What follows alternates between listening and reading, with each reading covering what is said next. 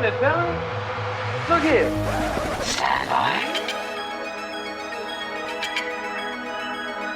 One for C-Lab, two for Draw Ego, three for Wolverine to round out the trio. In this episode, everybody dies. Broadcasting live from inside the village of Santa Poco, this is The Blah. In this episode, everybody dies. I should have said everybody dies in Spanish. I don't know how to do that. Todas las personas es muertos. Todos los personas, los muertos. Welcome to the podcast, folks. This week, we are talking about, well, firstly, I'm joined by my faithful companions, Dusty Bottoms and Neddie Nederlander. Wow. Firstly, I'm joined by my trusty companions, Dusty Bottoms and Ned Nederlander. I'm your host, Lucky Day, and this week we're talking about the 1980s classic Three Amigos, starring Ned Nederlander, Dusty Bottoms, and Lucky Day. Let's start the show. It's easily been 15, probably 20 years since I've seen this movie. Yes, it's been many years. It was delightful. It was. Okay, so first and foremost, we are in agreement that Ben is Dusty, I am Lucky Day, Chad is Ned Nederlander / Hefe. Yeah, I think it. Yeah, I'm pretty sure that's the that matches out, right? Okay. Chad, continue your high level. I mean that's pretty much it. It was delightful. I kind of have a soft spot. Well, I mean, not even kind of. I have a soft spot for this era of silly comedy. Yes. I think we've covered it a little bit in other conversations around comedy where, like, I like this era because comedy was comedy. It wasn't like a meta reference on comedy, you know? It was like... well said.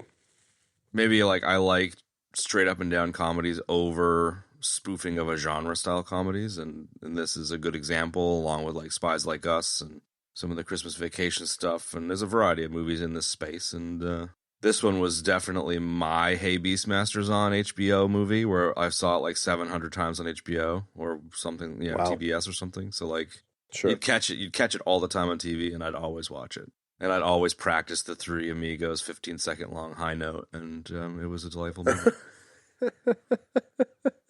I was like 10 and I'd sing along to it and it was great. Excellent. Benny, what do you got high level? I only have one thing to say, and that is farley, far. It's so dumb and I love it. So great. It's as dumb as when they ask the singing bush if it's the singing bush. Excuse me, are you the singing bush? So good. So good. Do you want to add anything to that? Do I have to? Not really. You don't have to do anything, man. You do whatever the hell you want to. What will I add? Yeah, this is a definite similar Hey Beastmasters on. I've probably seen it hundreds of times. It's a classic. It's probably really stupid by today's standards. Sure. But it's, it's got a lot of nostalgic value, and I think anybody who's actually going to listen to this podcast about this movie is probably in the same boat. So. Probably. I'd like to think that a fresh viewing, you'd get a couple of chuckles out of somebody, but who knows? One could only hope, One could only hope, yes. You never know. Anyways, I love this flick. Yeah. It's got three of my favorite comedic actors. Mm-hmm. In their prime, too. And in their prime. Yeah, absolute prime. And, it's delightful. All right. Hear. Think, hear. I agree with you both. This was, I had some trepidation because I was like, well, is it going to be as good? Because similar to you, Chad, I don't know about you, Ben, but I haven't seen this in literally like 15 or 20 years. And it's odd, too, because, like I said last week when we picked it, this is not a movie, like when I'm browsing through various different streaming services and whatever, like you always see like these movies that pop up, like these old movies, right? Sci-fi movies and comedy movies and all this kind of thing. It's like, this is never one of those movies. And it's weird because it's such a movie of that era, you know? Mm-hmm. And so I had a little bit of trepidation. I was like, man, I really hope that I don't hate it because I loved it when I was younger. Like you guys, I've seen this like a million zillion times. And I was delighted, absolutely delighted the entire time. It was just such a joy to watch. Like so many memories came back and there were parts I forgot and it's still great. It's still a great movie and it still holds up. So excellent all the way around. Yeah, it's nice and tight. And I have such a at the time I wished movies were longer and now I love nice tight movies from this era. Yeah. And this one's not a slouch, man. It's like a solid hour 45. Yeah, so it's not like it's, you know, like a 80-minute barely being a movie. Yeah, You know what I mean? Yeah. No, but it flies by. It does. It does. Yeah. Absolutely. I feel like if I'm really being nitpicky, I kind of felt like they spent a little too much time on the discovery, you know, and the setup. And I wish they had kind of spent maybe a little bit more time on the ending, you know, because that was like, there was like a big build up to that, you know. But I mean, I'm really just picking at hairs. Really griping of Kev. Yeah. Super gripey of Kev. It's a pretty dusty movie, bro. Well, not even in a dusty movie sense. What really struck me was all the dust. All the dust that poured out of that canteen. Oh, dude, I love that. You know? It's just like the bits are so dumb, and yet I just So find stupid. them so juvenile. So great. Yeah. So like slapsticky and a little vaudeville and a little farce, you know, like I feel like it's like talking to your kids though, where like as an adult the word poop is, you know, you're like, yeah, that's funny. But if you just like if I turn to Ethan and I'm like, hey buddy, poop, he's like you know what I mean? Like totally. I feel like the bits here are just the kind of adult equivalent where it's just like so dumb that it's funny and you just can't help but giggle about it. I agree. Great.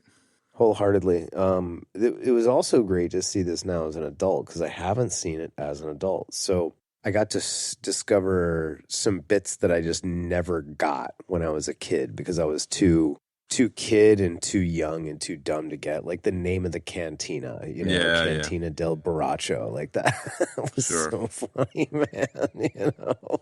And I mean, even though I knew, you know, El Guapo means handsome, you know, like it's still just, it's funnier as an adult now that I'm more like literate, you know. Totally.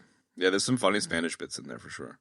When they sneak onto when they sneak into the hideout, the two guards are like trading fucking a recipe. He's like, "Oh yeah, put some cilantro on that, man." He's like, "Oh, well, that sounds delicious," you know, like in Spanish as they walk by, and it's just so dumb. Totally. Or the fact that, you know, Jefe is not the boss. Yeah. It was good. A sweater! Oh, Dude, you guys. You're going to bust the sweater out now? That was like one of my favorite. I forgot about the sweater. I forgot about the sweater too, man. When you know, it's just like the setup for all the jokes is great. And the setup for that was so great. And like his reaction was so great. A sweater! No. So good. It's a sweater! It's a sweater! It's fucking great, man.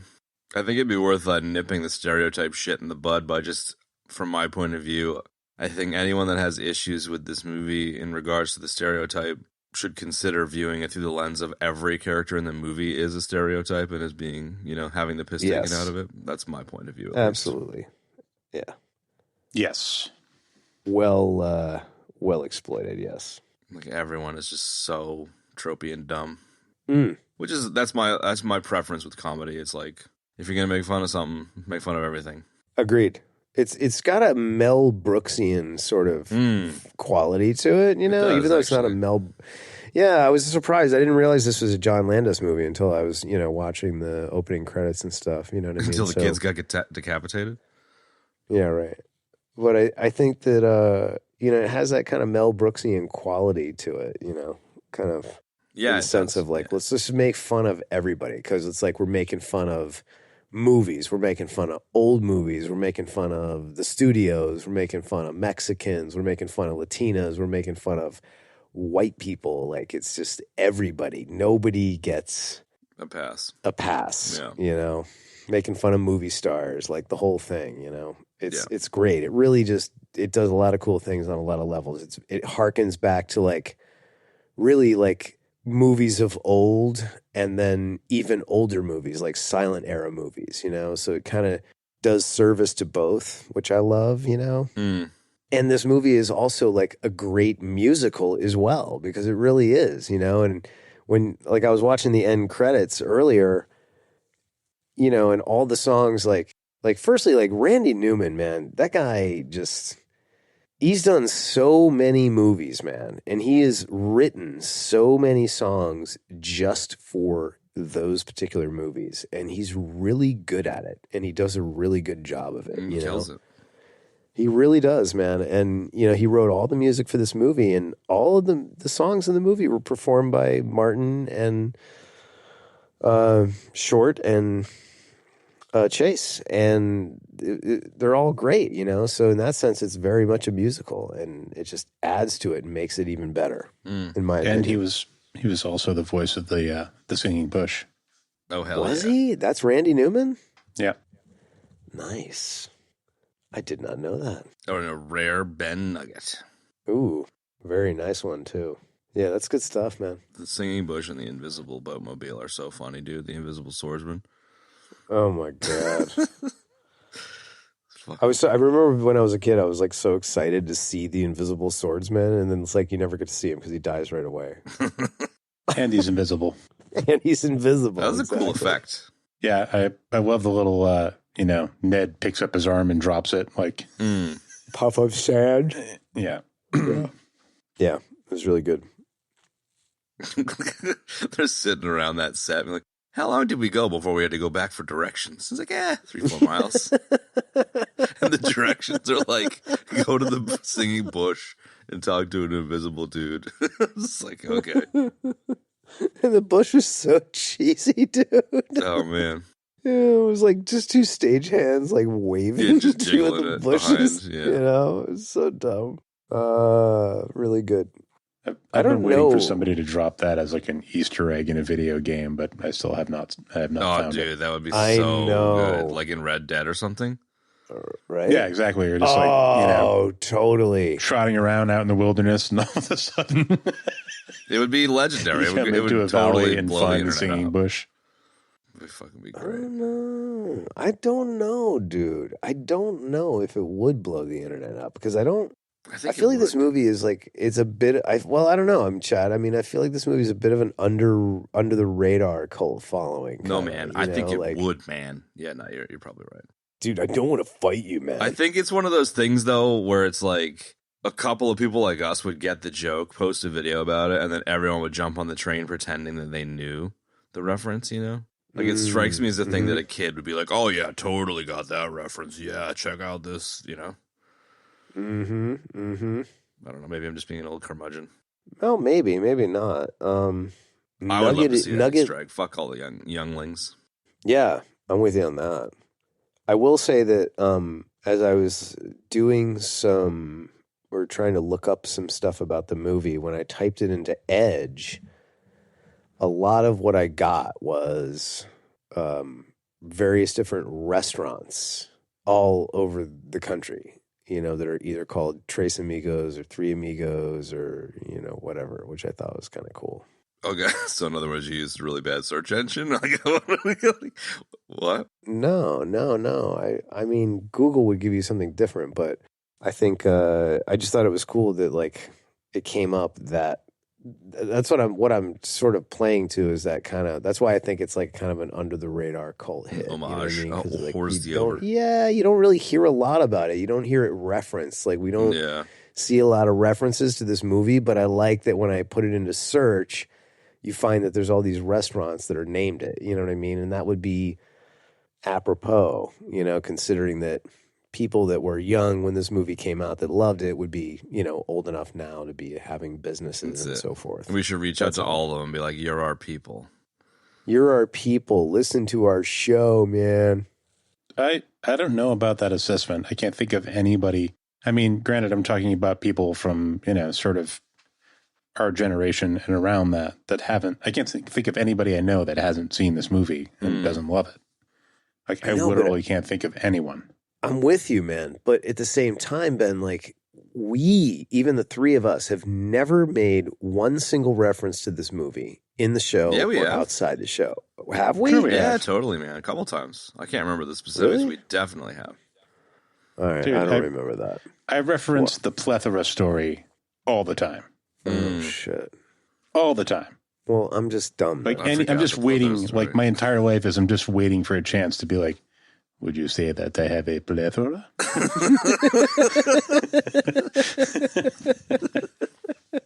Which is still such a great scene. I completely and I forgot so about thoroughly that scene, enjoyed man. it. I did. I forgot about it is too, so man. good. It is. It's is like so one of good. the best scenes in the movie. Can you dude. tell Like, me he what a plethora is? Yeah, he totally takes him to task on it. It's great.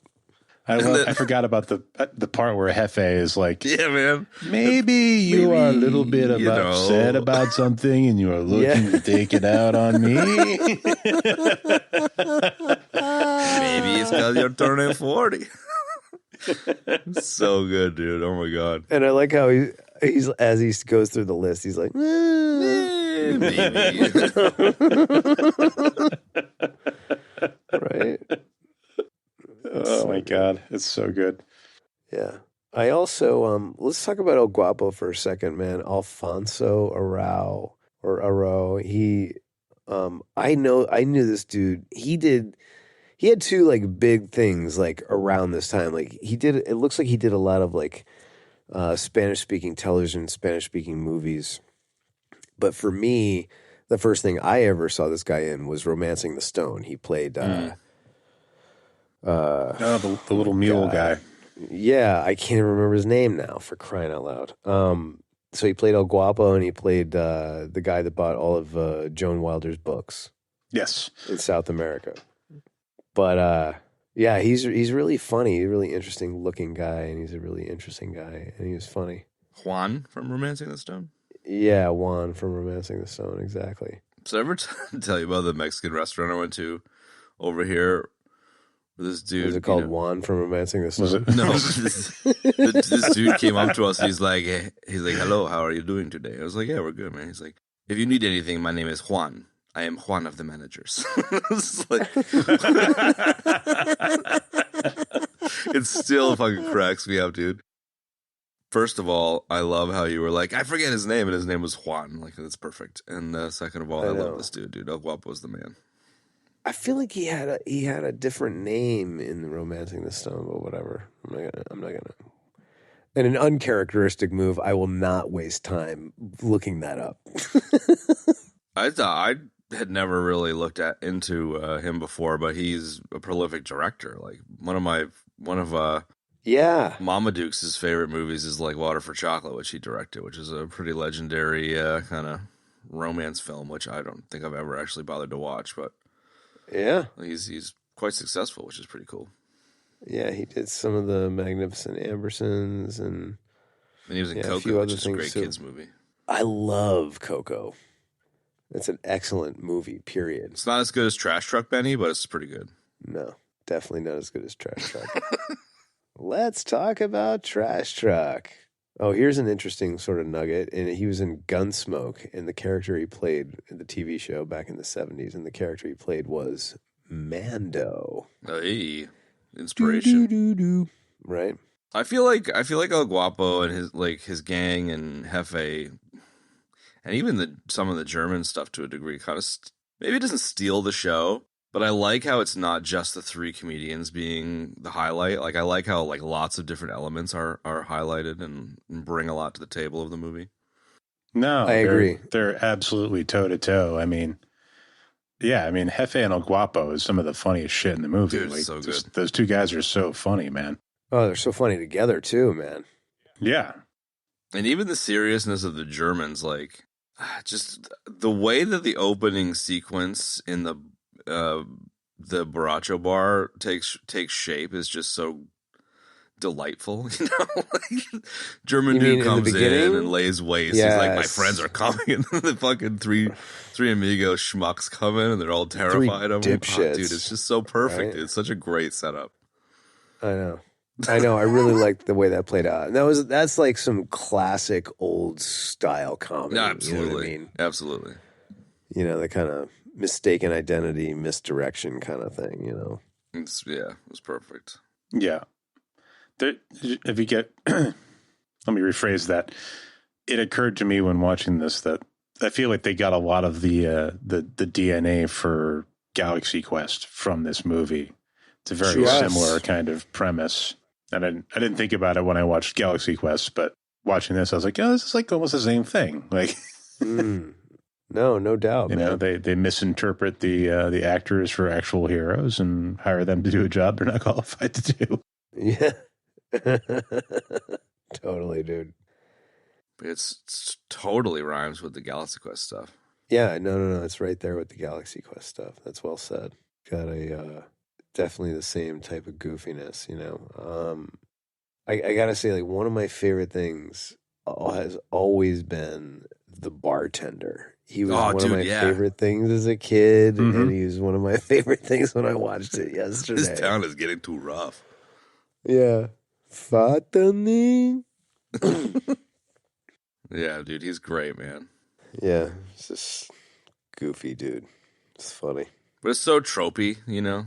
Mm-hmm. The bartender behind the bar that gets shot up is like the tropiest thing ever. And he is just And he keeps delightful. Yeah. Well, that's the part too, like, where, you know, and again, like, there's a lot of really cool layers here, you know. It's like, it's a comedy. There's a lot of throwback and Horge d'Oeuvres work going on here, and then it's also, you know, this is a Western, man.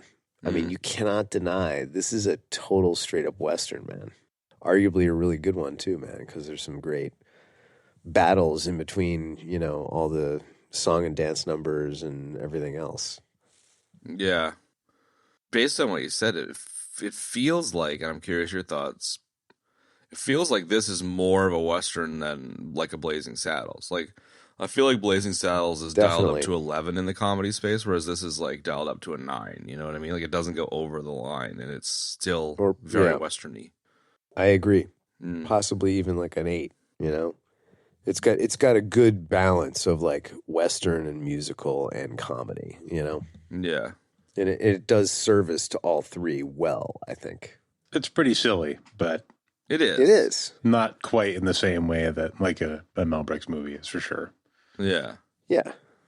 But still pretty fucking silly. It's pretty fucking silly. No doubt, man. But and don't get me wrong, this is not like, you know, Pale Rider or, you know, The Outlaw Josie Wales. It's not even close, man, you know. Well, it's got like a Seven Samurai style ending, you know. It's you got know the Outlaw Josie Wales? What the fuck? Magnificent Seven kind of trick the baddies at the end kind of showdown. Yeah. What can your town do that no one else can do? We can sew really, really well. So like the wind. Oh, my God, I love that. Old one, so like the wind. I feel like one of the highlights in this one for me has got to be Martin Short, dude. Like, he's so good. I don't know, man. He fucking murdered it. He's so good. He was always one of my favorites, man, in the 80s. Like, you know, other people were, you know, talking about Steve Martin or some of these other comedians. Like, he was doing Ed Grimley and Jackie Rogers Jr. in the season of Saturday Night Live that was the one everybody hated, but I was a kid, and that's when I started watching Saturday Night Live, and that was the season I watched. It was the Martin Short, Billy Crystal, Christopher Guest, like, that season was the one that kind of got me into it, man. And that's when all those sketches were, you know, and I always thought he was the best, you know, like, he was just so funny, man, you know, and then we got to see him in Innerspace, you know, right around the same time as this movie and that season of Saturday Night Live. So I'm a huge fan of his. I always have been. I always just thought we never saw him in enough stuff after the 80s, you know, it was never enough. No, I was always like, where is he, man? You know, where's Martin Short? He's such a classic. Yeah. Yeah, the whole, like, it's a Tubman 601. I flew one in Little Neddie Goes to War. What do you think it's doing here? It's a mail plane. Right. How do you know? Well, the balls. So stupid. It's so dumb, but then they take the same joke and just push it out by having the other guys not get it. Like, it's just... Right? It just makes it so much funnier. Little balls. Little balls. I mean, it's pretty fucking good, man. Mm. Neddie Yeah, Nederlander? Is that, Oh I know my that man. God. Little Neddie Knickers.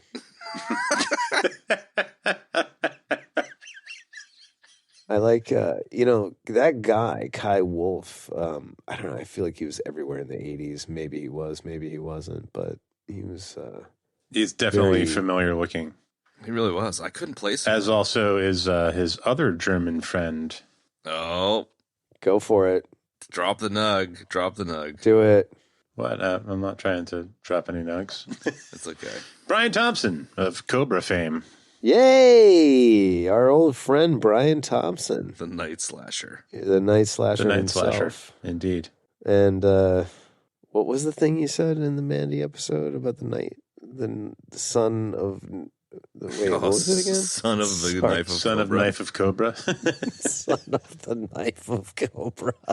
Dude, it probably is going to fall flat here, but I am super pissed at myself don't because care. I wanted to propose that Mandy and Nick Cage are the metal kid from Stranger Things' parents, and they died, and then he went and lived with his uncle in fucking Stranger Things town. Ooh, wow. That is totally possible. Yeah, you got something there, dude. Because Although he might be a little old in the 80s for that. Yeah, you know. might be, Might be. but I feel like those two universes, They even if rhyme. they're not connected, they should be connected. They're adjacent in their 80s-ness. You know what I mean? Mm-hmm. Yeah. Yeah, son of knife of Cobra. It's so good. Oh my God, it's so good. I want that to be a merch item. Son of Knife of Cobra. Yes. Must happen, man. Oh my God.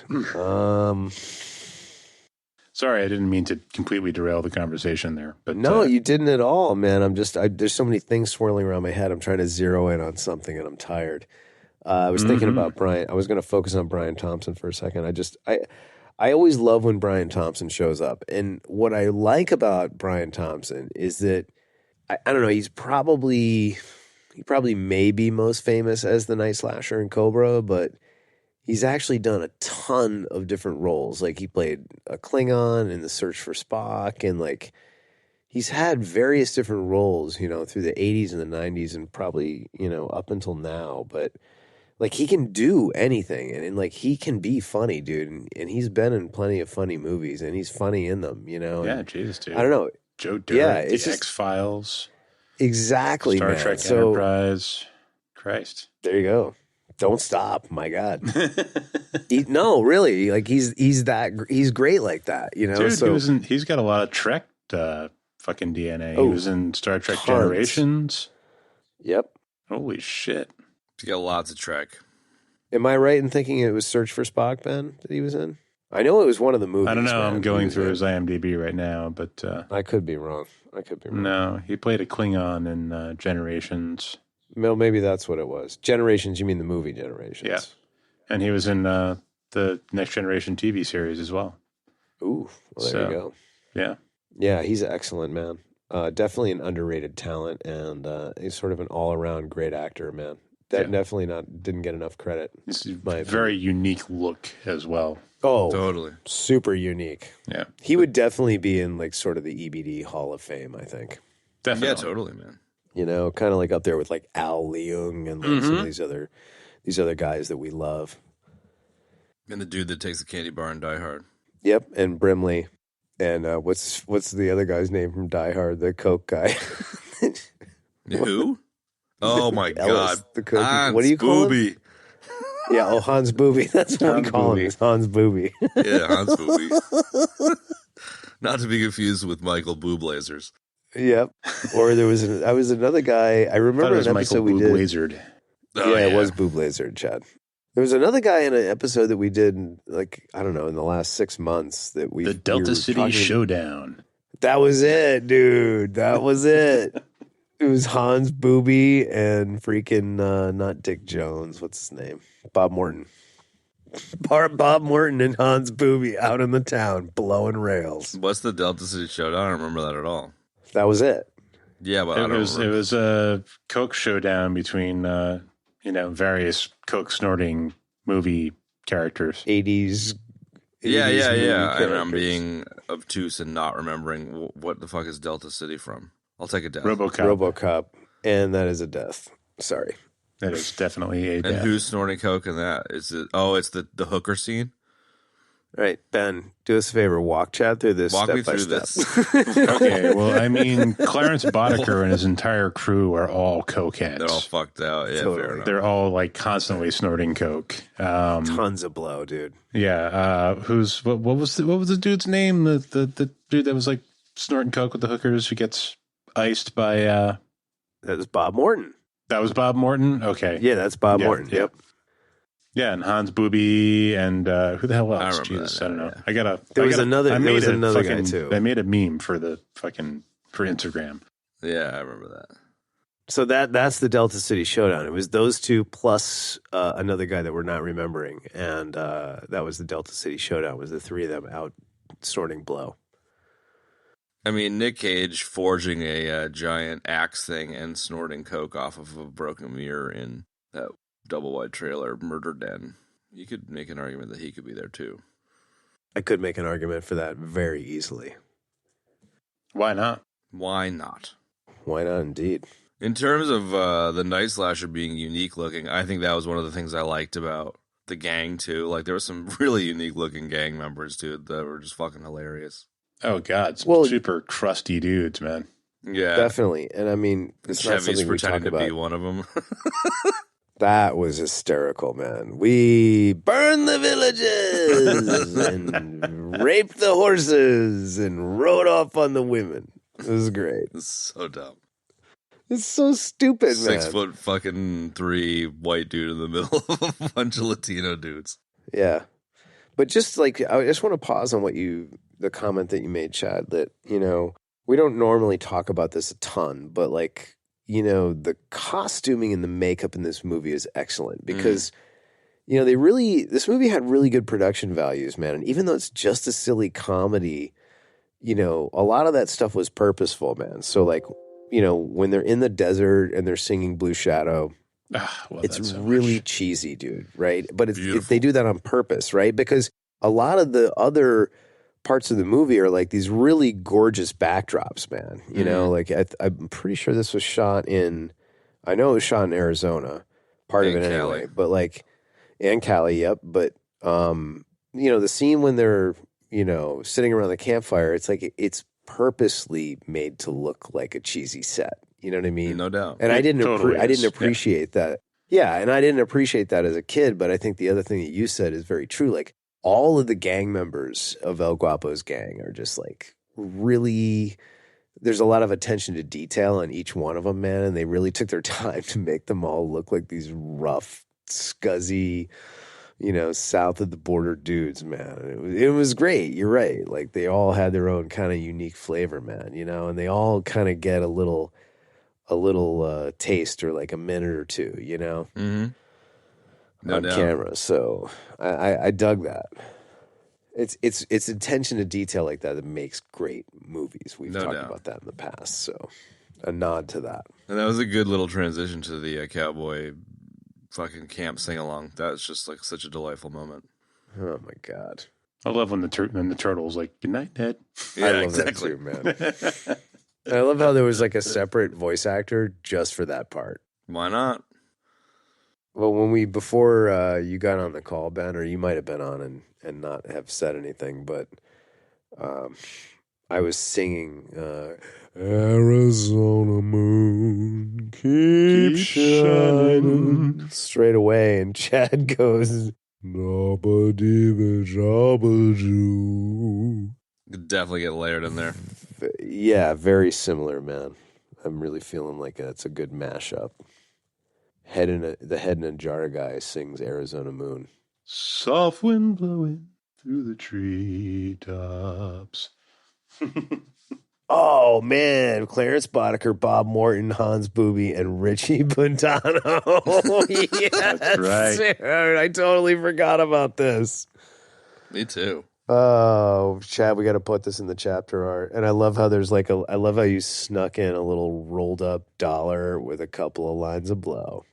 Yes. It's a beautiful thing. Excellent. This is a really well done one, man. Nice work. Yeah.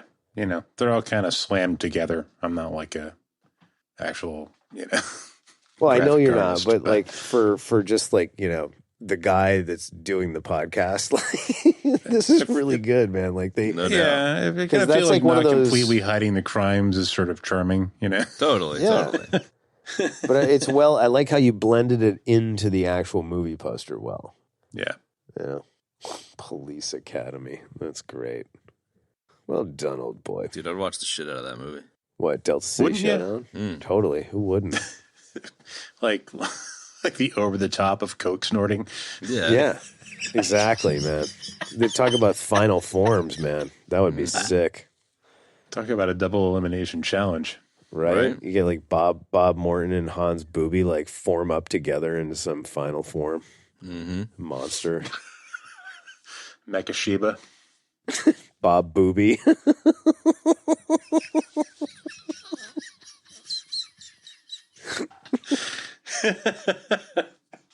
Oh my god. Oh yeah, good times. Yeah, right, it would have to be the execs teamed up against the crime lords, right? Mm-hmm. Yeah. Hans Booby and Morton versus Boddicker and Richie Madonna. I love that Richie Madonna is in there. Of course he is. It's so great. I kind of want the Capoeira gang to be part of the bad guys too, but maybe I'm just reaching. You might they- be they weren't- reaching. were They they weren't s- about. Yeah, go ahead. They weren't about doing blow though, were they? They weren't. No, they were. The not Jamaican about doing dudes blow. from Predator 2 were, but They were all about doing blow. But then the Jamaican voodoo gang from Marked for Death, they were not about doing blow. yeah. They were about selling blow. Dreadlock Gary Oldman would be good. No doubt. Drexl. But no Jimmy Fingers. Okay, anyways. Three Amigos. We can add some more people to the list later, but I can only fit so Yeah, many we people on a movie poster, and those were the ones in the zeitgeist at the moment. So I They would really not are. It's add perfection. anything. It's perfection. I love Yeah, it. this is perfect the way I'm it is. just I wouldn't add workshopping the anybody to movie. this. oh yeah, I I'm mean with we you. need some more contestants for sure. So No doubt. Go ahead and do it. Anyway, so I was talking about how it was great that that the movie had such good production values and the way, just sort of adding to your comment about all the various different rough and tough, banditos and El Guapo's gang were just really well done, Hey, the guys and I pitched in and we got this for you, Guabo. So freaking good, dude. This is one of the best parts of the movie, man. There's so many piñatas. Would you say I have a plethora? Oh my god. oh Good yes, times. you have a plethora. What else? Where should we go next? The reason I was saying that I love Martin Short is that scene where he's sitting on the stairs talking to all those kids, telling a story that goes fucking nowhere. I think you referenced it that's what last I was- week, Benny. Fuck, That's God, what I. that was Yes, good. I did. Was Yeah. it Benny or was it you? I can't remember. No, it was me. I love it too, man. It's such a dumb, it's an annoying actory thing to do, and I just love how nobody cares and nobody says a single thing. But then he just man. claps at the end. He's like, "Yep, true story." Fuck, it's so good. And they do a good job with the, utilizing the language barrier to make some really dumb jokes. Like when, that one girl kind of gets dusty over in the corner, and she's like, I thought we could take a walk and you could kiss me on the veranda. And he's like, oh, lips would be fine. Lips are fine. It's a perfect Chevy Chase joke. Yes, man. it is. It is. There's a lot of good Chevy moments in there, man. He's got such a great face. I think we were talking about this before, but like, I love in the beginning when Rodrigo, the little kid, or not Rodrigo, but the little kid is like, "Can I have your watch when you are dead?" No doubt, man. Chase has got such a punchable face, but I mean that in like He the does. lovingest way. I do too, because I know exactly how you mean that. Is that why I'm? Yeah, exactly. I just Yeah. want to fucking Go there. punch you, buddy. Go there, do I, Ben. do I have that punch? That's it. Yeah, that's we the talk only you're trying about to say? punching you every week Yeah. before you get on the air. Yeah. Exactly right. I forget how funny Chevy was. Like Me too. I haven't seen him in anything that's like really made me laugh recently, but Yeah. back in the day, he was king, man. He was super funny. He was. I will say this. I remember when this movie came out, and like, all three of these guys are Saturday Night Live alum, and Lorne Michaels produced this movie as well. But like, you kind of had like, Chevy and like Aykroyd and like, these certain comedians of that era would kind of team up and do stuff. Bill Murray and Harold Ramis, and like, I don't know. I always thought when this movie came out, I thought it was an odd pairing of Martin Short and Chevy Chase. Not to say that he's wrong for the movie, but at the time, I don't know. I was like, oh, he doesn't really seem like he goes with these two other guys, but like he did well. Like Chevy doesn't go with the other two? Yeah, when I was younger, I didn't think that he went with the other two. I was like, oh, this doesn't fit, because Chevy always does movies with X, you know what I mean? And Martin Short always does movies with this guy and Steve Martin, So Steve Martin and Martin Short always seemed like a good thing. And like, I know that they do, or they have done something together recently, Martin Short and Steve Martin. And I don't remember what that... They're apparently Go ahead. pretty close, those guys. Yeah, exactly. Makes sense. So I always thought, I thought Chevy was like kind of the oddball out, and I always thought his comedy was a little bit different. But like, looking at it, watching it today, I was like, I don't know why I thought that. Like, he's perfect. Like they're perfectly cast. Totally. It's just a stupid anecdote that goes nowhere to, kind of burn up some time. I see what you mean, though, because I don't think it ever occurred to me when I was a kid watching this, but seeing it now, it sort of sticks out to me a little bit that he seems like kind of the odd man out, but he does make it work. Like he brings his own thing to it, and that works. And they vibe together pretty well. They do. Yeah, I think the Steve Martin is like the kindly kind of, Three Stooges kind of leader who fucks things up, and Ned Nederlander's like the little boy, like the young prodigy guy. Works, obviously. And Chevy Chase, if his character was also kind of like, second fiddle and not like a doofus, it wouldn't have worked as well. I think the fact that he kind of plays a dumbass is what really makes it work. You don't really need two Steve Martins. You don't really need two kind of leaders competing to be the leader. Like the fact that he's just kind of oblivious and dumb, I think makes it work. Yes. Well, that's well said. I agree.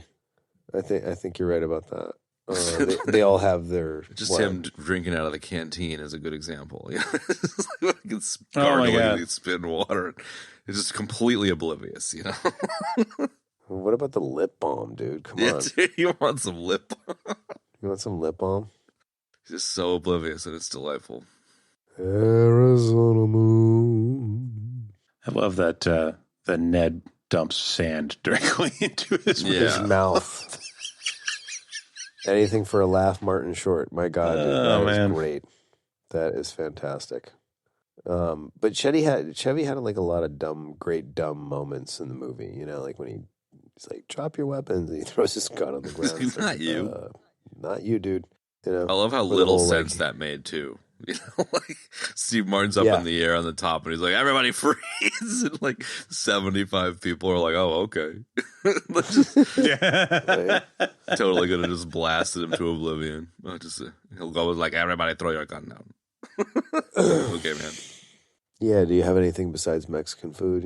So he Oh my god! Yeah, he's like, like all the stuff is falling out of his tortilla. Exactly. Like he was always really good at physical comedy like that, Mm-hmm. and like so the kind of fumbling around, like that was one great thing that I always loved that he did. And the fumbling with the fumbling tortilla. around, fumbling with the fumbling with the tortilla was great, but I think that kind of sticking on where we are with like Chevy being the odd man out, like he still managed to do like his Chevy style, incorporating it in, but also, blending with the other two as well at the same time, Yeah, it works.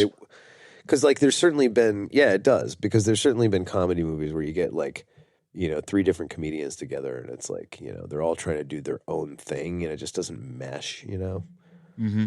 Or it ends up being just that, like, here's this guy doing this, and then here's this guy doing this now, and then this guy doing this now, and it's just kind of like, wait a second, it's disjointed and jonky and dumb, and there's a severe lack of clarity to it. Yes, definitely. Well, I think it's like you get the ensemble movies where it's a comedy troupe. They all know each other well enough where it works, whereas you get a few randos together and it doesn't work often. It almost has to be a twofer. Two comedians can do it, but you get more than two in that aren't part of a comedy troupe, and that'd be real fucking challenging. Everyone's got egos, and everyone wants their shtick and all that stuff. Yeah, no, but it's like you got to play to the greater good, and not be stupid like that. Can you believe this movie? This is random, but only has a 45% rating on Rotten Tomatoes. I cannot believe that, man. What? That's lame. Yeah, it is lame.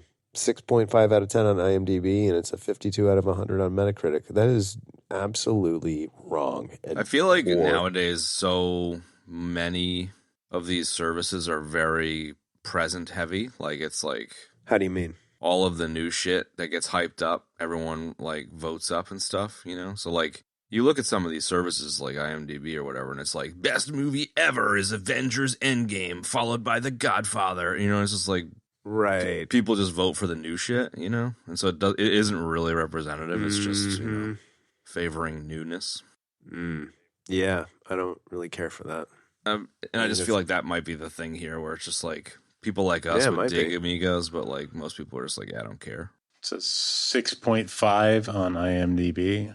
Like that's maybe more reasonable, but it's still not that good. It's terrible, dude. I can think of so many movies that this is better than.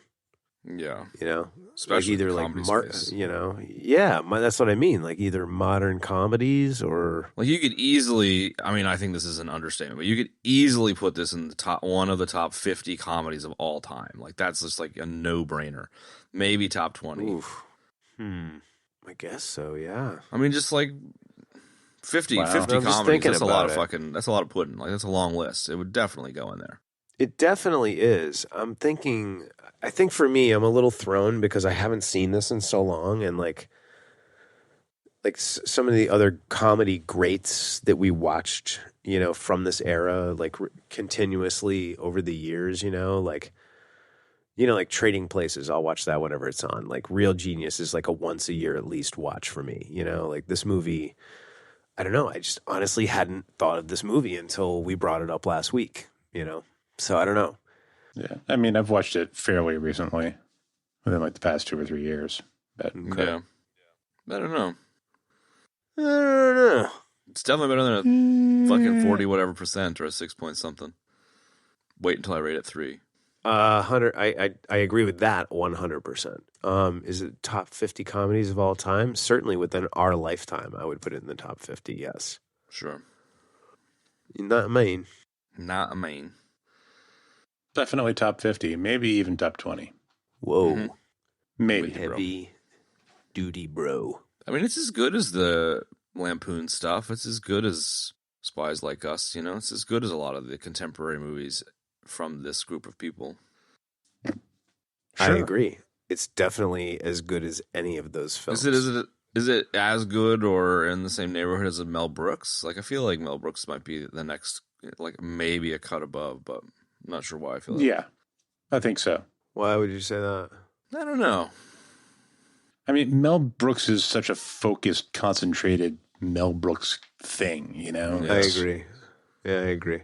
It's very distilled, whereas this was like, you know, kind of a collaborative vision, kind of a one-off, you know, Bizarro with, I mean, it's like SNL alumni, so it does track with that for sure. But yeah, but it's like it's no Ghostbusters, you know what I mean? Like it's not like a A-list celebrity. It's like a B-list, like it's not a B movie, but it's like it's not a cream of the crop comedy maybe. So maybe I'm vibing a little bit more with what you were saying, Kev. Of like maybe it isn't, but it's still fucking excellent. Like it's still very solid comedy. Yes, I am not denying its excellence. Yeah, no way.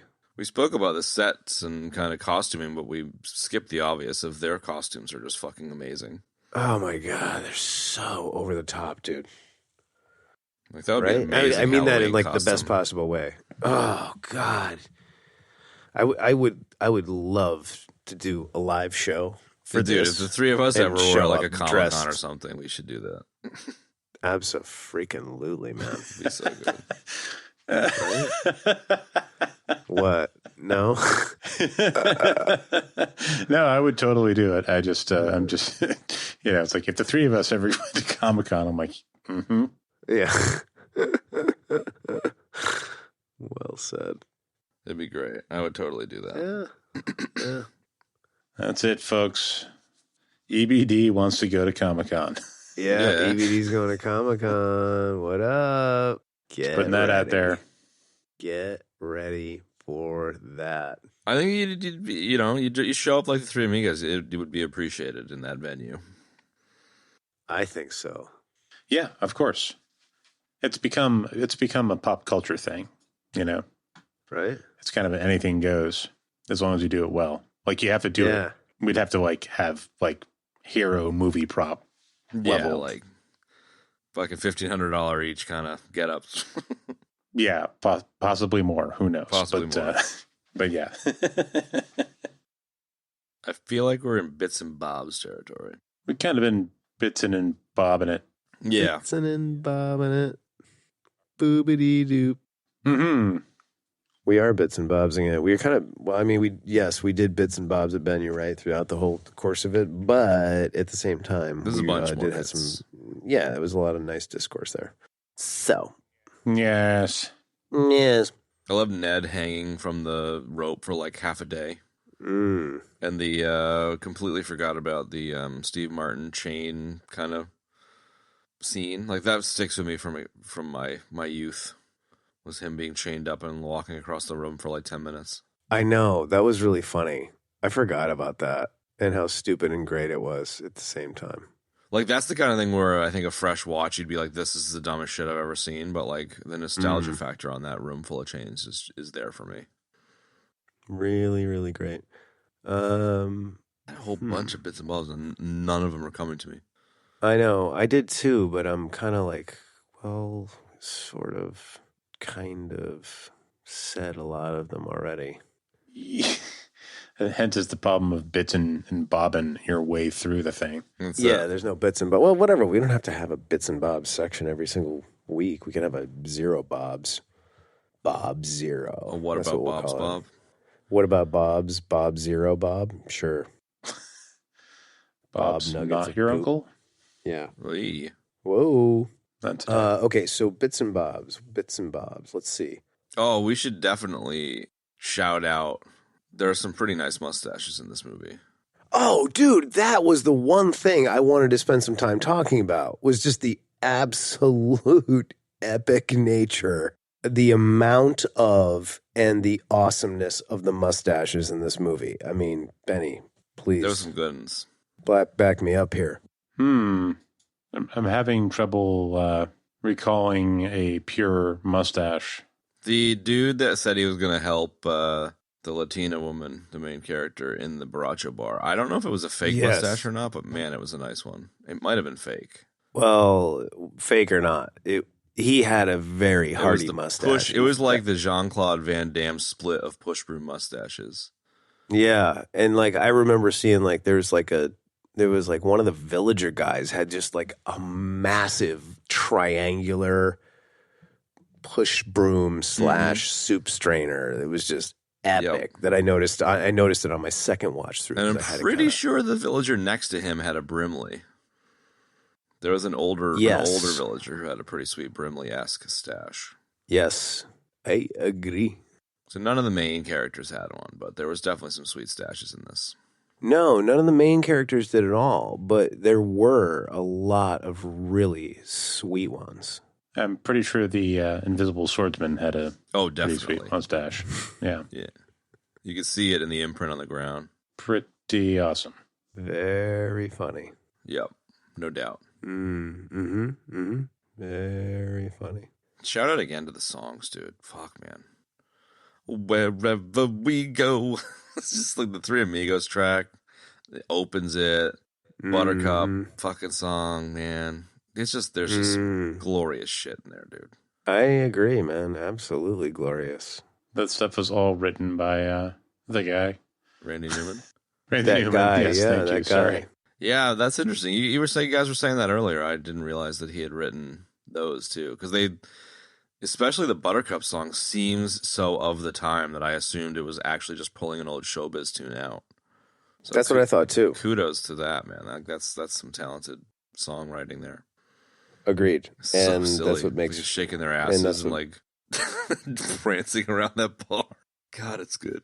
and that's what makes Randy Newman so damn good. It's like, hey, Dusty, you want to go play that piano? He's like, I couldn't, as he walks like straight over to it. Okay. Okay. All right. My little buttercup, won't you stay a Yeah. while?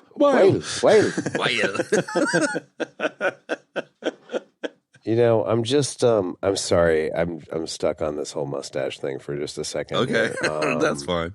I think it's noteworthy because we're such fans of mustaches, and I'm in the process of reshaping my stash for Men's Health Month. You still Gomezing? No, I actually let the Gomez go, grew my beard back, and then was like, I'm going to do something a little bit more large and in charge for Men's Health Month. Yeah, fair enough. I mean, the Gomez that's a serious commitment. Well, I mean, it's not that. It's, as Ben and I discussed, a highly technical stash. Mm-hmm. Difficult to maintain. So I think that, it's going, kind of back to the old sort of Magnum-esque roots that we've inhabited in the past, But I'm just like, I just pulled the movie up again, and I'm just kind of like, sort of scrolling. I'm just scrolling through it because I wanted to just kind of see, and it's like everywhere I scroll to, there's just a plethora of mustaches Would you say there was a plethora? around. Yeah, there is a plethora of mustaches, man. In fact, I would even go so far as to call this episode a plethora of mustaches. Okay.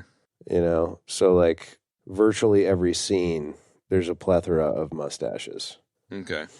El Guapo's gang, they either got beards or stashes. The villagers of Santa Poco, they've got stashes. The guys in the bar, stashes. El Guapo himself, goatee. There's a lot of mustache representation in this movie, and it's noteworthy. So the movie is full of tropes and stereotypes, but is a really great diversity and representation of the mustache community. Yeah, that's what I'm saying. You say plethora of facial hair. Would you say there is a plethora? This movie is single-handedly responsible for me using the word plethora. Yeah, fair enough. Well, there you go, man. I mean, that's It's probably single-handedly responsible for everyone using the word plethora. Probably. You are probably exactly right about that. The beauty of the joke is Exactly they don't right. actually say what it means, too. That is the beauty of the Do joke. you think yes. maybe you're taking out your anger on me for something else? That's really good. So Very strong. I appreciate you, bringing back the mustache appreciation. However, that is a ejection death. Oh, why? Because I pulled up the movie? Usually an injection involves the internet. I think the definition of an ejection is when you leave the airplane and the people in the airplane continue to talk about the thing that we're talking about. All right, I'll take that. That's fine. All right, we need some more deaths here. We only have one. Mm-hmm. As far as bits and bobs go, man, the Neddie Nederlander quick draw against the German Excellent. deserves a slightly more robust shout out. Yeah, really, really good. And especially the physical comedy of Martin Short with the gun. You think a man's gun like drops down onto the ground. Right. He falls over when he tries to pick it up. Yeah. Just really great, man. Any more Bobs? I don't have any more Bobs, dude.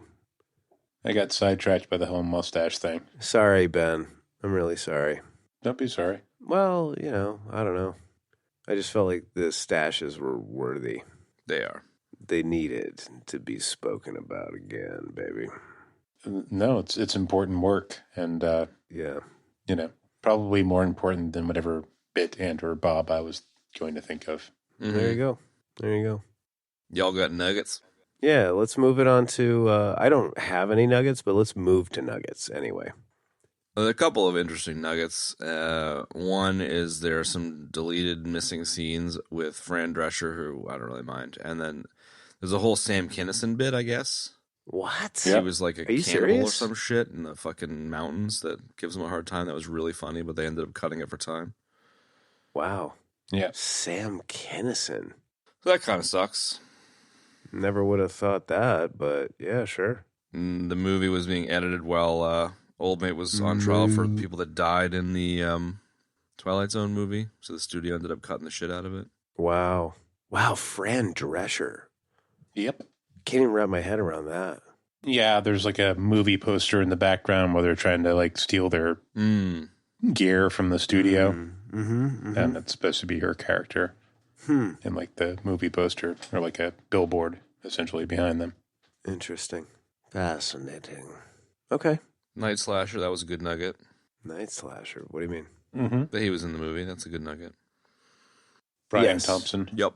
And Steve Martin As the other German friend. Steve Martin learned his lasso tricks while working at Disneyland as a teenager. That was kind of a cool little nug. Wow, I didn't realize that. That was super cool. Yeah, he was. I think he said that he worked there from the age of 10 to 18 in Cali. Okay. Wow, no shit. But did some legit. Those are some pretty legit lasso tricks, man. I was impressed. Yeah. Yeah, for no doubt. real. Yeah, that was the other. Go ahead. They all seem to have some pretty good like gun, Yeah. spitting sort of techniques going on. Oh, that's one of the Bobs I was thinking of. Oh, go. Nuggety Bob, go. There's a shot where they're sneaking into El Guapo's compound, Fortress. and like some they're like on their way, and some dudes walk by, and like right as it's happening, like Martin Short is like spinning his gun, and he like drops in his holster, and they all freeze. They just stand still while the guys walk by Yes. to try and like hide, but it's just like it's a cool shat. Totally. Yeah, it's a great shot. You mean when they just, like, the guys walk right by them and they're just standing there frozen? Yeah, I exactly. love that. Just, yeah. I love that because it's like such a dumb, like, little kid thing of like, oh, let's just freeze. They won't see us. You know what I mean? Gigantic Right. black sequin shiny costume. Yeah, and then just to kind of springboard off of, But they're so like mid pose, like they're like frozen in action. yes, it's good. That's all. No, it's really good. I like it. I like it a lot. Just to kind of springboard off what you were saying, Benny, that, they all, like, despite the fact that they're, like, I don't know, they do a really good job of portraying what a bunch of idiots they are. But at the same time, they're all talented and they have, like, legit really cool skills, like the pistol work and the lasso thing and, like, Dusty's, good at playing guitar and piano and like all this kind of thing. Like, I just really like that a lot. It's like the dude equivalent of the Ugly Duckling Girl movie where like you take off her glasses and all of a sudden she's a Victoria's Secret model, like, Oh God, yeah, gotta totally. love that. Like they're actually super talented Sadly. dudes. They just need a chance to become heroes, kind of thing. Mm-hmm. Yo, just in like a randomy nugget. I Randomly always know like, a new nugget. Go ahead. yeah, is it nugget? No, sorry. Yeah, nugget. You said a randomy. Yeah, go ahead. Randomly nugget. Carmen, the like lead Latina, Patrice Martinez. God, Like I had it's such a huge crush on her when I was a her. kid, man. And like Same. she's beautiful, but I was like, where the fuck do I know her from? And I can't say What? that I can like claim that I connected the Okay. dots here, but she was Miss Argentina, the like greenish blue skinned girl from the reception in Beetlejuice. The girl who like slices her wrists with What? like. If you look up the little clip of her. Oh my God, I know exactly who you're talking about. Yeah. And I was delighted to find that little nug. Oh, that is a wonderful nugget. That is the purest of nuggets right there. It makes me want to watch Beetlejuice again, dude. Yeah, I think we've been kind of zeroing in on possibly doing that. It's such a good flick. Right? She was on the original Magnum PI What? series, yeah. Get A recurring role as Linda Lee Ellison. Wow. The episode 40 and in Resolutions Part 1 and 2. Okay. I like it.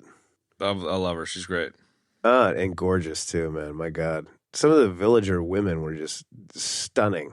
No doubt. No doubt. Yes, sir. All right. Deaths? Where is that it? Oh, deaths. God. There's only 2, dude. What were they?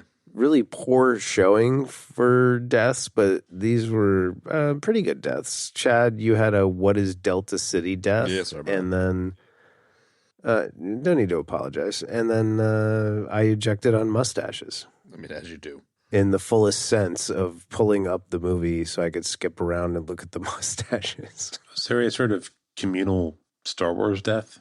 Yeah. That probably yeah, that's a communal. Yeah. Yeah. It's definitely It might get cut. We'll leave it in there. You're right. That's good. Oh, there was a death in the cut. There you go. Yeah, let's do I'm just gonna do a communal Star Wars death. There you go.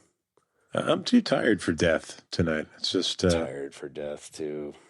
You know, there's one other bit I gotta throw in before we move on Yeah? to ratings. Sorry, Mustaches? No, dude, I love the Lucky Day El Guapo speech. You know, when he's Which like, one? he's standing up on the plane. He's like, everybody has an El Guapo. Oh, yeah. Oh, yes. You're El Guapo. Like, struggling with reading might be your El Guapo, you know, or your El Guapo might be this. Or our El Guapo is an actual guy named El Guapo who's actual coming El to Guapo. kill us. Like, it was just, it's really long, but it's really good. I really like the way he lays it out. And everybody's just like so intently listening to what he's saying. It's great. Yeah. It's a very Steve Martin It thing. is. It is a Yeah. very Steve Martin thing. Well said, Ben. Yeah, that's good. That's a good shout out, man. That was funny as fuck. Right? Definitely, dude. Really, really good. So, yeah, I just had to throw that in there. Sorry. I feel like that would Well be done. a good No, one to I'm glad you did. intersperse with the sledgehammer back of truck Samaritan convincing the people to all riot kind of speech.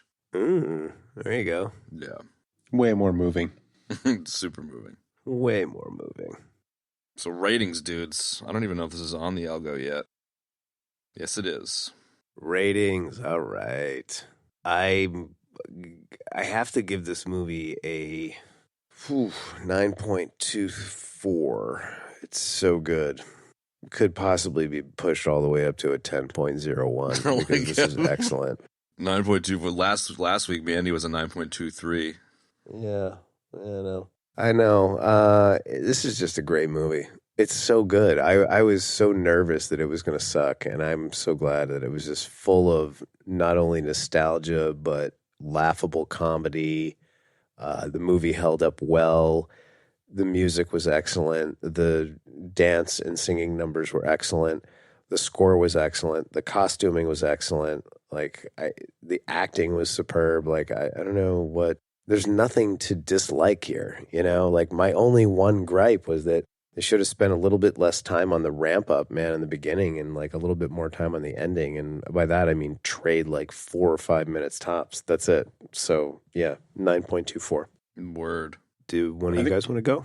Nah. I think I'm going to just wrap it up with a simple 9. And, you know, maybe like 2 of those points are purely for the nostalgia, but they're there nonetheless. And I will fight you. I will fight. I will fight you. Great.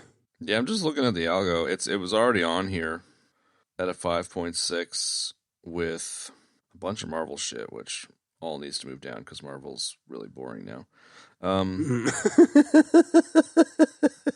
But it's in the neighborhood of Christmas Vacation, Robocop, Yeah. True Lies. Like, I don't know. I feel like all those should move up. It's a high 5. I'm just going to go with, like, fuck it. Come on, man. I'll give it Come a on, 6. 'Cause Chad. fuck it. Give it a 6. God damn it. God, dude. It's so worthy, dude. There's so many crappy movies that aren't worthy. You know, this is worthy, bro. Bro, yeah, I'll give it a 6. Because fuck it. Because if I don't give it a 6, the algorithm is getting really fucking boring. If you don't give it a 6, the algorithm is getting really boring. Because everything is always a fucking 5, dude.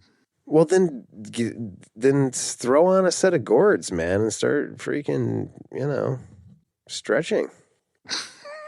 That did not come out right.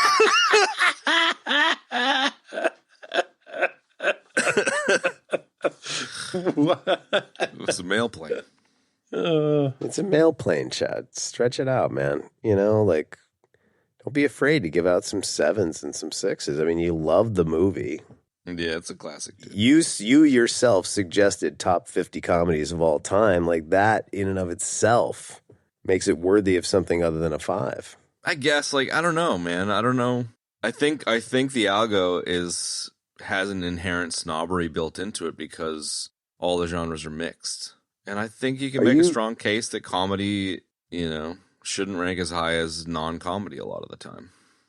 I don't know, but man. that's pretty snobby, There's a lot of, well, there it is. And I could posit that you're suggesting that the algorithm itself is sentient, which it is dangerous. I don't know. It would be interesting to see how it would pan out if you categorized the algo, the different movies, so if you had the comedy category and the sci-fi category and the drama category. You're onto something, man. I think that's where it needs to end up. You can't have 6,000 movies in a giant jambalaya, I don't think. I think maybe it's I think at that point it becomes pointless. Yeah, it's ultimately not fair to certain genres. Right? You said, if, I don't know why we don't take comedy seriously. That was really funny. You know what I mean? I do. But, I do. I think comedy is important. It's good for you. Everybody needs to laugh. It's like horror or B movies or action movies. It's like they're meant to be kind of cheese dicky. Not everything is fucking Citizen Kane. Yeah, totally. Right, but we downplay those things in favor of shit like Citizen Kane, and I don't, For what reason? The only reason is so that a bunch of art gallery fucks can Exactly. stand around pretending that they're intelligent. Who gives a shit? Right. In theory, I'm shooting myself in the foot here because that would mean well, then you should just say fuck it and vote with your heart. Yeah, and, Freddy Got Fingered is the right? best movie of all time, kind of thing. Daddy, would you like some? Daddy, would you like some sausages? Oh my god. Yeah. But it'd be interesting to see how the ratings would change if you categorized things. Yeah, it's a good point, man. It's probably where it ends up. It needs to be. Maybe that's the final form. It'd probably just turn a lot of your 5-point somethings into 7s, 8s, 9s, maybe. Yeah. Well, I think at the very least, maybe it's just time for the next natural evolution of the algorithm. This is that evolution. Mm-hmm. Keep doing what you're doing, man. Dude. Well, it was delightful watching this fucking movie. I'll tell you that much. It was delightful. It's given me an urge to start getting into some of that era of comedy. Yeah, man. Funny Farm and shit. Little Fletch, little Spies Like Us, maybe The Jerk, maybe, Totally. Planes, Trains, and shit. Totally Planes, Trains. Planes, Trains. Jerk. That's another good Martin Short movie, man. What was the other one? Stripes. But the Bill Murray stuff. Oh, God. Stripes yeah, is good. Stripes. Stripes is great. Okay, great. Chad, what are we doing next week? Next week we're doing Shakedown. Sam Elliott Mustache Fest. Elliott Mustache Fest. So, I'm just assuming that he has a mustache in it. He definitely has a mustache. Well, there you have it, folks. Thank you for joining us for this revisiting a 80s classic comedy that is so much more And that would be, of course, Three Amigos. And stay tuned next week as we dive back into the 80s with Shakedown, starring Peter Weller and Sam Elliott's mustache. And that's it. We'll see you next week, folks. See ya. Bye-bye. And that's going to wrap up this week's episode, folks. If you'd like to check out the show notes for this episode, you can do so in your podcast app of choice, or on our website, ebd.fm/episodes/181. If you'd like to support the show, there's a number of great ways to do so. You can rate us and review us wherever you get your podcasts, Nuggle Muffins. And you can also tell a friend to check out the show. And then, of course, you can support us on Patreon, where if you throw money at us, you will get absolutely nothing in return, except our love. Additionally, if you'd like to follow us on social media, you can do so pretty much everywhere. But let's face it, we spend most of our time on Instagram. We use the handle @EBD Podcast everywhere. So join in on the fun. Thanks for joining us for Three Amigos. We'll see you next week for Shakedown. So long for now, folks.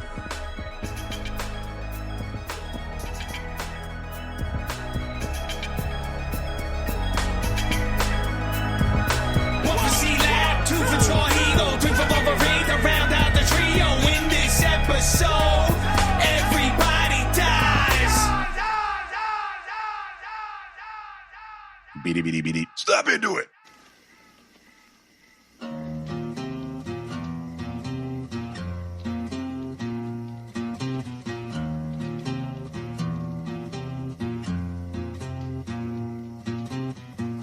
Arizona moon keep shining from the desert sky above.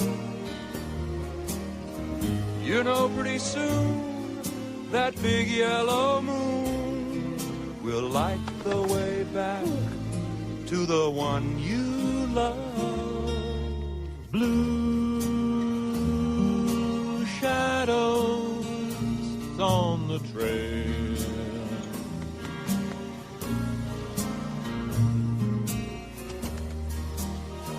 little cowboy, close your eyes and green. All of the doggies are in the corral. All of your work is done. Just close your eyes and dream, little pal. Dream of someone.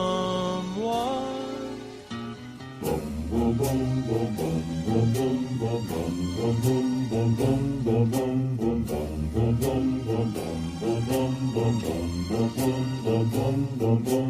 Blue shadows on the trail,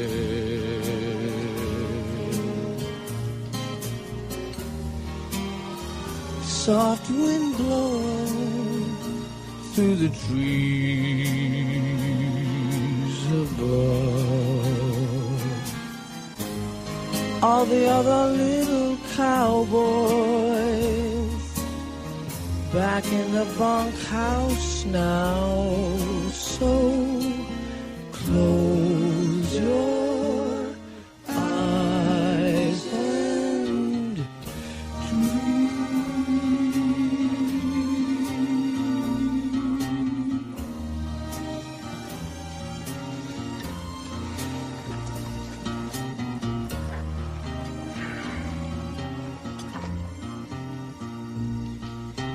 Night, Lucky.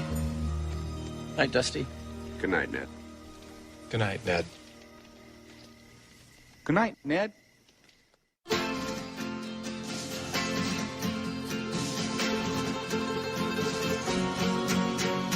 One for each other and all for one. The three brave amigos are we. Brother to brother and everyone, a brave amigo. Wherever they need us, our destinies lead us. Amigos, we're always together. Wherever we go with three brave amigos, and we'll be amigos